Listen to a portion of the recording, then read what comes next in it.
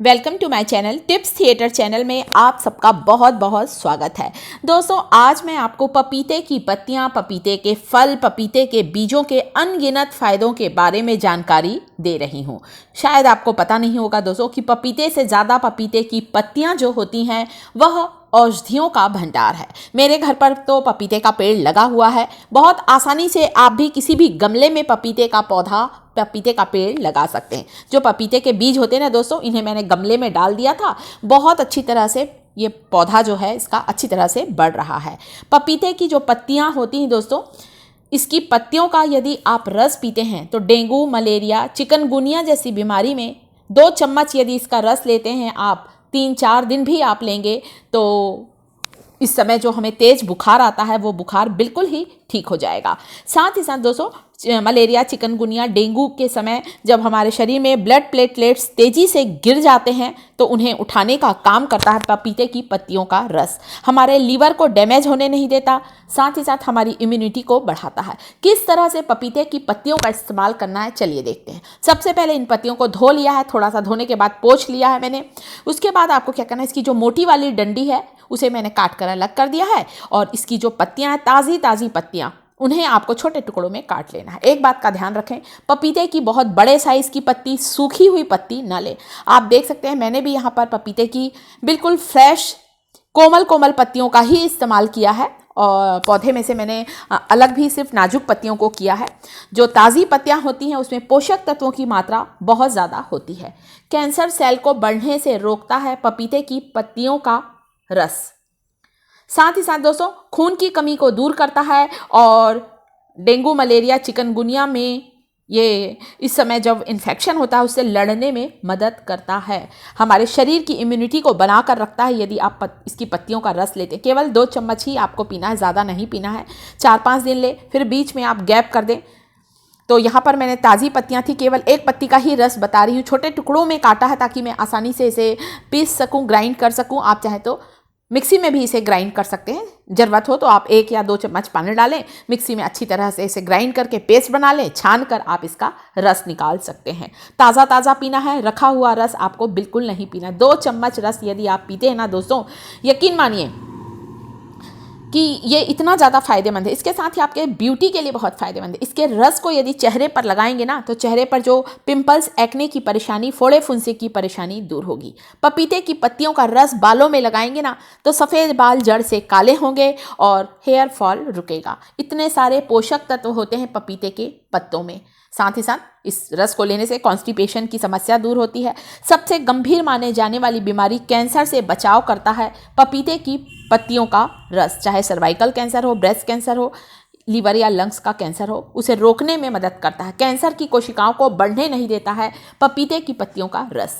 तो एक तरीका तो ये बता दिया कि पत्तियों को पीस कर, छान कर आप उसका रस निकाल कर 2 चम्मच रस आप इसे ले सकते हैं। सर्दी जुकाम से लड़ने में मददगार होता है और साथ ही साथ इसके रस के सेवन से ब्लड सेल और प्लेटलेट्स की संख्या जो होती है वह बढ़ जाती है।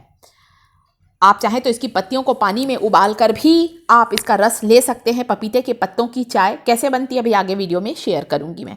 साथ ही साथ ये जो फल होता है, नारंगी रंग का ये फल जो कि स्वाद में बहुत मीठा होता है, पोषक तत्वों का भंडार है। कॉन्स्टिपेशन की समस्या को दूर करता है। जो डायबिटीज़ पेशेंट हैं उन्हें भी इसे ज़रूर लेना चाहिए।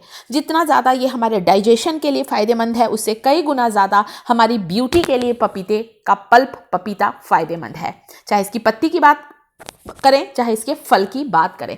आपने देखा होगा मार्केट में बहुत से ब्यूटी प्रोडक्ट आते हैं जिसमें पपाया का प्रयोग किया जाता है। ग्लोइंग स्किन होती है, चेहरे के दाग धब्बों को हटाता है पपीते का पल्प। आप इसके पल्प को भी लगा सकते हैं। जैसे इसकी पत्ती फ़ायदेमंद है, उससे कई गुना ज़्यादा इसका पल्प यदि चेहरे पर लगाएंगे ना तो पिगमेंटेशन दूर होता है दोस्तों, झाइयाँ बिल्कुल ख़त्म हो जाती हैं। आप 1 सप्ताह लगा कर देखें, फिर कमेंट करें।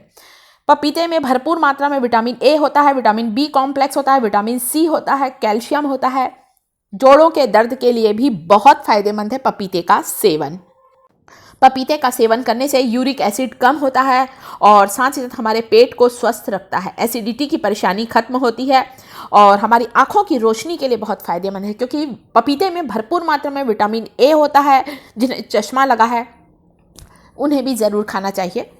चश्मा उतर सकता है, आंखों की रोशनी तेज होती है, क्योंकि मैंने आपको बताया भी ये इतना ज़्यादा फायदेमंद है। तो इसकी पत्तियों का प्रयोग बताया मैंने आपको, इसके फल का प्रयोग बताया। आज तो मैंने पपीता काटा तो उसमें से बीज नहीं निकले हैं, क्योंकि आजकल हाइब्रिड वाले पपीते आते हैं दोस्तों, तो कई बार सीड्स कम निकलते हैं।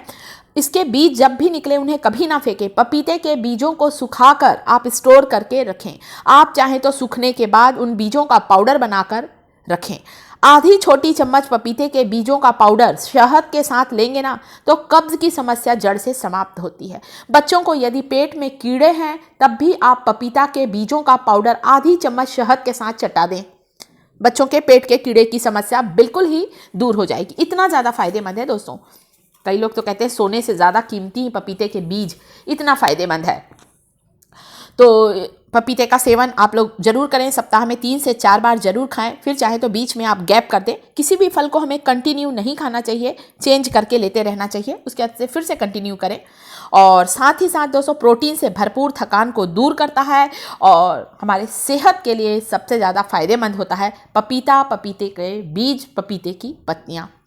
तो इस तरह से आप इसे लेंगे ना दोस्तों तो पेट से जुड़ी हुई सारी परेशानियाँ दूर होंगी। ज़्यादातर बीमारियां दोस्तों पेट से ही होती हैं। पेट का अच्छा होना बहुत ज़रूरी है। कॉन्स्टिपेशन नहीं होना चाहिए, क्योंकि कब्ज़ रहता है तो धीरे से फिर ये पाइल्स में बदल जाता है, बवासीर की परेशानी हो जाती है।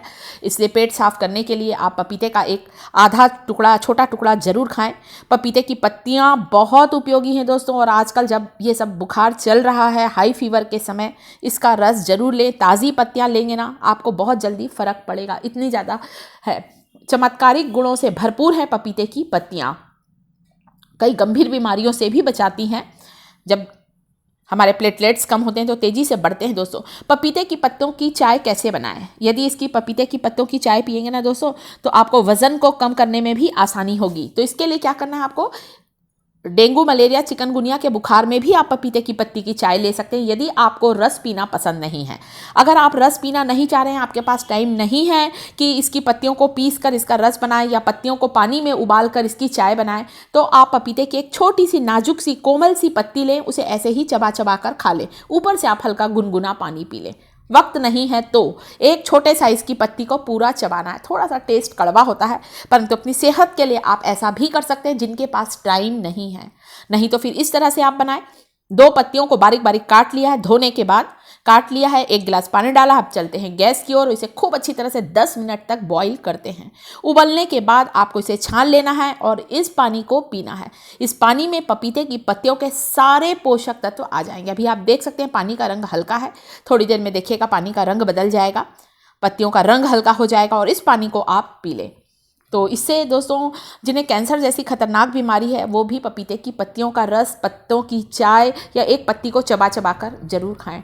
डेंगू की बीमारी में, मलेरिया, चिकनगुनिया, इस तरह से कि जो बुखार होते हैं उसमें भी पपीते की पत्तियों का रस, उस पपीते की पत्तियों की चाय का सेवन जरूर करें। वीडियो अच्छा लगे तो वीडियो को लाइक जरूर करें। साथ ही साथ मेरे चैनल टिप्स थिएटर को सब्सक्राइब जरूर करें। कमेंट जरूर करिएगा दोस्तों कि इस तरह का वीडियो आप लोगों को कैसा लग रहा है। अच्छा लगे तो लाइक जरूर करिएगा।